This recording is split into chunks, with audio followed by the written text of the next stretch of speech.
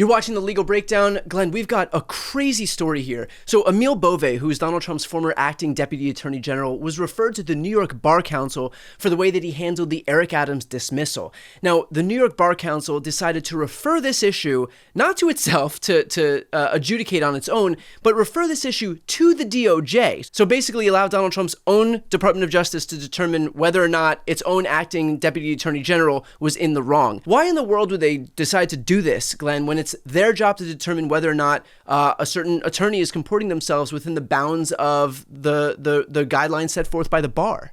Yeah, Brian, you opened with this is a crazy story. This is beyond crazy because it makes no damn sense. When an attorney, a prosecutor in this case, a DOJ attorney like Emil Bove, who everybody will remember, was one of Donald Trump's former criminal defense attorneys. He then installed him as a high DOJ official and apparently put him in charge of trying to get Mayor Eric Adams' public corruption case dismissed, not because Eric Adams didn't commit all kinds of public corruption crimes, basically victimizing the people of New York, because as Emil Bove told the judge in that case, Judge, we want Eric Adams to be in a position to do political favors for Donald Trump, like support his immigration and deportation efforts. Let me tell you, Brian, there is no wiggle room in the conclusion that that is the unethical practice of law. Prosecutors don't prosecute people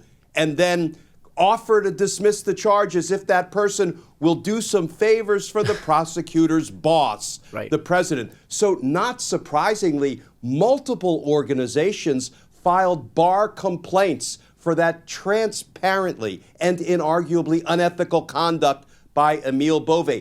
Each state bar, and Bove happens to belong to the New York State Bar, that's where he's licensed to practice law.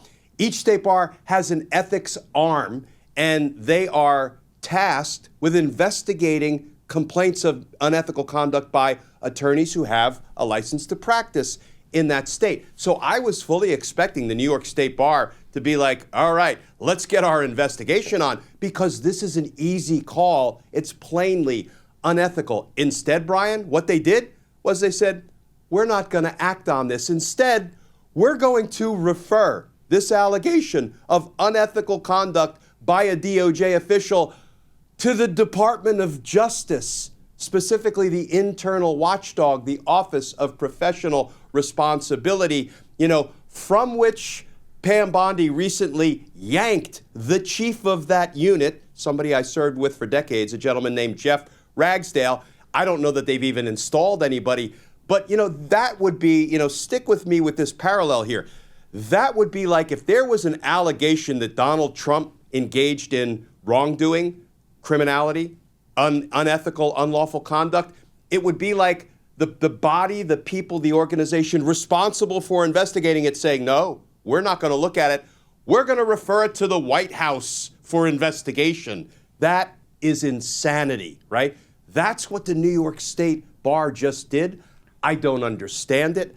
I can't explain it, because it's obviously a recipe for DOJ to say, one of our own, appointed by Donald Trump's former criminal defense attorney who tried to go into court in the Eric Adams case and do Donald Trump's dirty bidding, he did nothing wrong. Investigation closed. I mean, I was really surprised and disappointed by the New York State Bar for taking that position. I do have a way I can try to explain it, but I can promise our viewers it will not be a satisfactory explanation. Well, look, I'd like to hear what that would be, because it seems so devoid of logic from my perspective that when the New York Bar gets a complaint about how somebody atop the DOJ is comporting themselves, to then just kick it back to that very entity that allowed all of this corrupt behavior to take place in the first place, of course that's not going to result in these people actually taking accountability for their own actions. If they were willing to take accountability for their own actions, if they were willing to act in a way that's responsible here, they wouldn't have allowed Emil Bove to comport himself in that way from the beginning. And so I don't know what they were expecting the DOJ to do. It seems like just the most blatant example of kicking the can down the road, or just shirking responsibility altogether. So if you can help me think of some way that it seems that this would make sense, I'm all ears. Yeah, and it's not even kicking the can down the road as much as, the fix is in, right? Because, of course, Donald Trump's DOJ is not going to conclude that Donald Trump's DOJ officials did anything wrong. And bear with me for another analogy. We're going to turn this into just a quick mini legal breakdown law school class.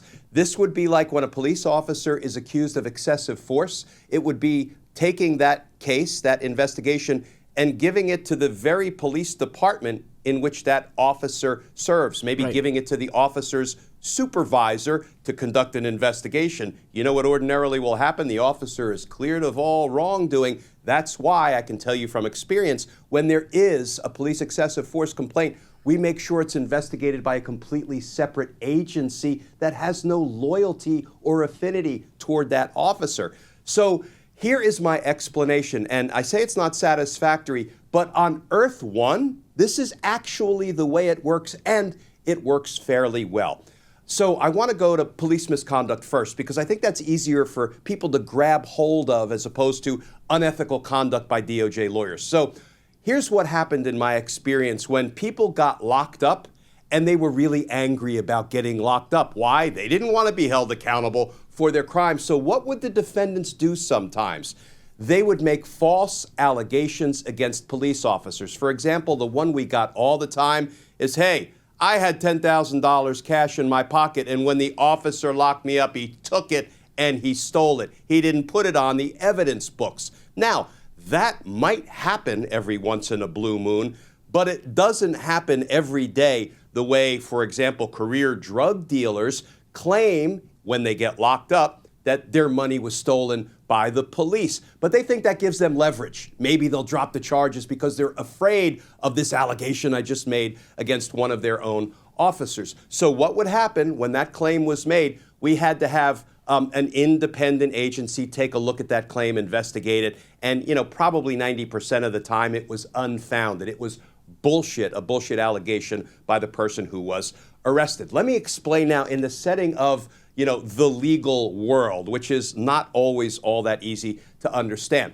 So similarly, there are sometimes complaints made against, for example, prosecutors when defendants don't like the fact that we have chosen to indict them and prosecute them for their crimes. So they start to make all kinds of wild-ass allegations that we've been involved in unethical conduct, and they'll make that complaint to our bar, whether it's the D.C. bar. I was a member of the Jersey bar. You have to be a member of one state bar, and then you can be a prosecutor federally in all jurisdictions around the country.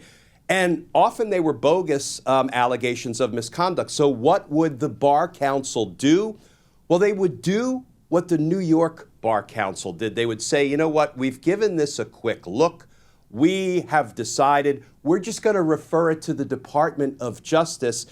Often that can be a signal we don't think there's much there, or they may think, these are internal disputes among DOJ employees and officials, so we're going to let the DOJ take care of it. And ordinarily, when you had a good, honest, ethical Office of Professional Responsibility at the Department of Justice, empowered and entrusted to run these investigations against their own lawyers, they would reach the conclusion, yeah, there's no there with respect to a certain allegation of misconduct. That's why I say, superficially, when I see something like, okay, a state bar kicked it back to DOJ, Office of Professional Responsibility, that's not that unusual. But usually it's when there's no there regarding the allegation of unethical conduct. Here's the problem, Brian, bringing this full circle.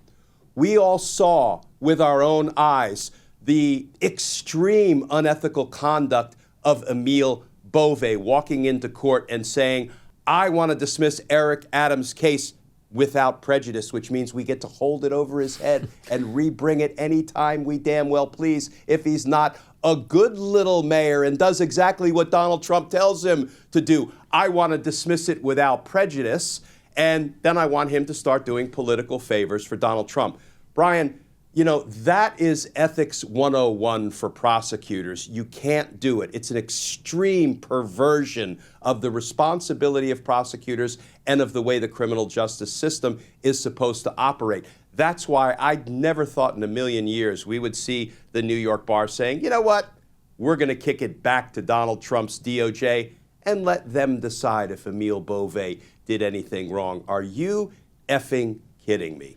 Well, look, I understand their thought process if we lived in a normal political environment, but we don't live in a normal political environment. They have eyes and ears just like the rest of us. They can see what Donald Trump's Department of Justice has devolved into. They can see the ways in which they'll, of course, defend and protect all of their own, and they're not going to hold anybody accountable for wrongdoing when you've got when this administration exists to traffic in wrongdoing. So given that reality, is there a way to appeal back to the New York bar and say, like, we don't live in this world that you think that we live in right now. This isn't like the Bush or Clinton years. Like, we are in a completely different world right now than we used to be. And so is there a way for them to take a second look, knowing full well that this decision of just trying to kick it to Trump's own Department of Justice to police the Department of Justice isn't going to turn up anything? Yeah, that's a great question. Is there any remedy for this obviously incorrect decision by the New York State Bar? And let me give our viewers an equally unsatisfying answer. I don't know. And the reason I say I don't know is because each of the 50 states and the District of Columbia have their own rules with respect to the way each state bar operates. And they have dramatically different rules when it comes to running investigations into allegations of attorney misconduct. My gut sense, Brian, is that once a state bar council has acted and said, we're going to give this one to the Department of Justice for possible investigation, we're not going to do it, I would be hard-pressed to believe there is an appeals process because, mind you, the way Emil Bove's case, his unethical conduct, got referred to the New York State Bar was there were just multiple organizations that referred him, that wrote letters to the New York State Bar, including members of Congress and congressional committees, including a great nonprofit called American Oversight. They, put this referral together. They said, look, he did this obviously unethical thing as a high DOJ official,